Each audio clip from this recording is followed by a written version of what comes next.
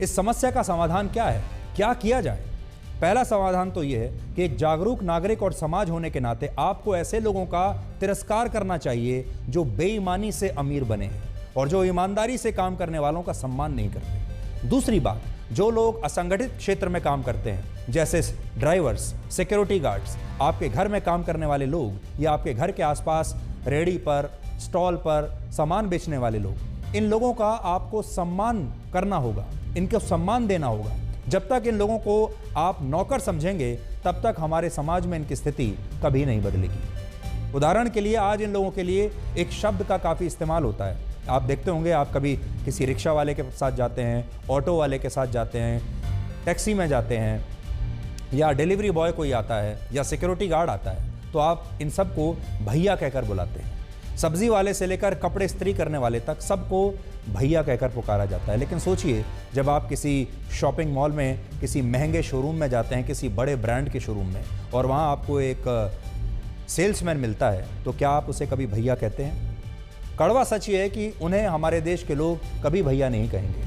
लेकिन जैसे ही वो इन शॉपिंग मॉल से बाहर निकल कर आते हैं, किसी रिक्शे वाले को बुलाते हैं, किसी रेहड़ी पटरी वाले से कोई सामान खरीदते हैं, तब उसे भैया भी कहते हैं और उसका अपमान भी करते हैं।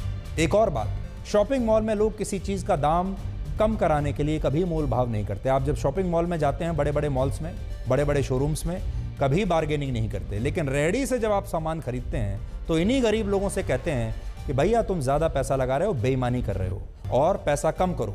और जब वो गरीब व्यक्ति कम दाम में अपना सामान देने से आपको इनकार कर देता है, तब आप उसी का अपमान करते हैं, उसी को डांटते हैं और उसको वहाँ से भगा देते हैं, क्योंकि आपकी जो ईगो है वो आहत हो जाती है। इसलिए आज हम आपसे ये कहेंगे, इन्हें नौकर कहना बंद कर दीजिए।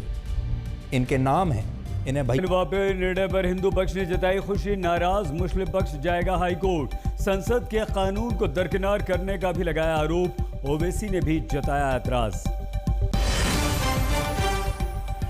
खाकी पैंट्स में आग की तस्वीर से उठे राजनीतिक शोले, कांग्रेस के ट्वीट पर तमतमाई बीजेपी, राहुल की भारत जोड़ो यात्रा को बताया आग लगाओ यात्रा।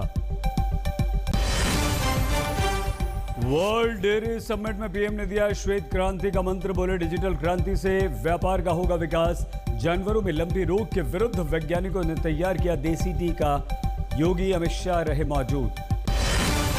सोनाली बोगाट केस में गोवा सरकार का सीबीआई जांच का निर्णय, बोले मुख्यमंत्री परिवार की मांग के कारण से की सिफारिश।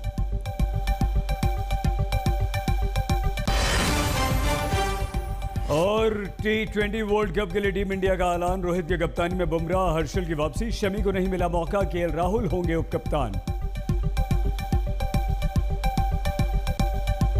Co-presented by Macho Hind Fashion